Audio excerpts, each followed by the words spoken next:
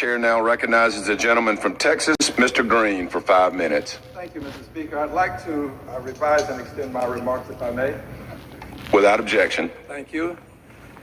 Mr. Speaker,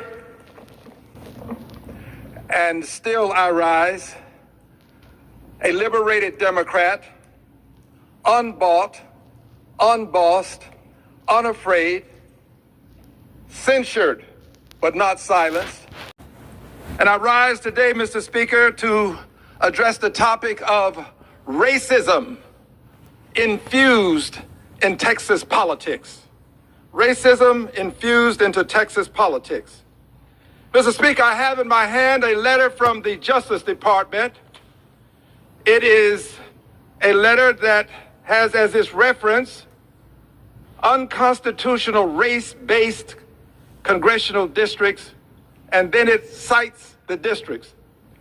Texas District 9, occupied by a person of color. Texas 18 was occupied by a person of color who is deceased, to be filled soon. 29, occupied by a person of color. 33, occupied by a person of color. Now, this letter goes on to infuse race into the conversation. Read the last line, last sentence in the last paragraph.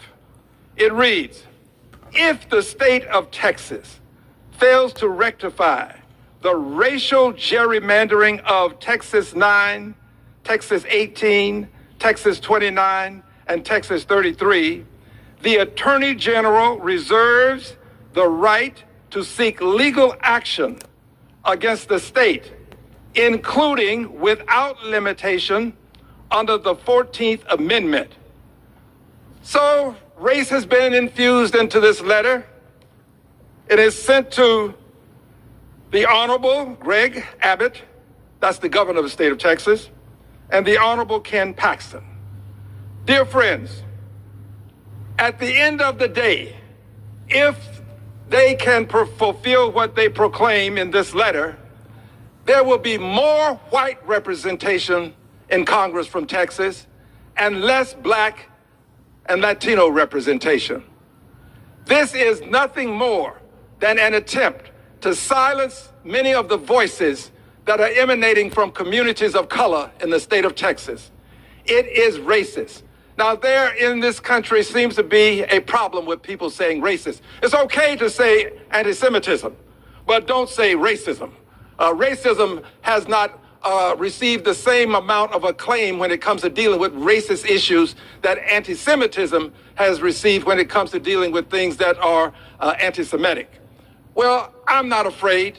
I'm going to speak truth to power and about power. And here is the truth. Under this president, Republicanism is eroding and devolving into racism. Under this president, who has declined to allow persons from countries of color to come into the country when he has opened the door to Anglos from South Africa. This president has found a way to circumvent what would ordinarily be a society that appreciates and respects people of all colors. And he's turning society against people of color. This letter, if they succeed with this, will be the equivalent of having a mid-decade redistricting without the empirical evidence necessary to do it with a sense of justice.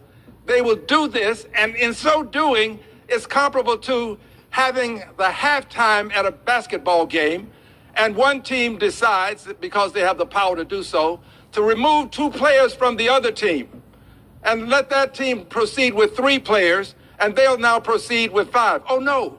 Wait, you have to have 10 players on the floor. So what they'll do is they'll just take those 2 players and they'll add them to their team. So they'll play with 7, and the other team will play with 3.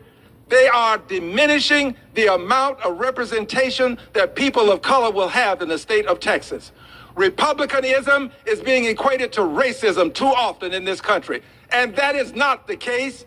Republicanism has always been about conservative policies, but now they're about racist policy. This president is injecting racism into presidential policy.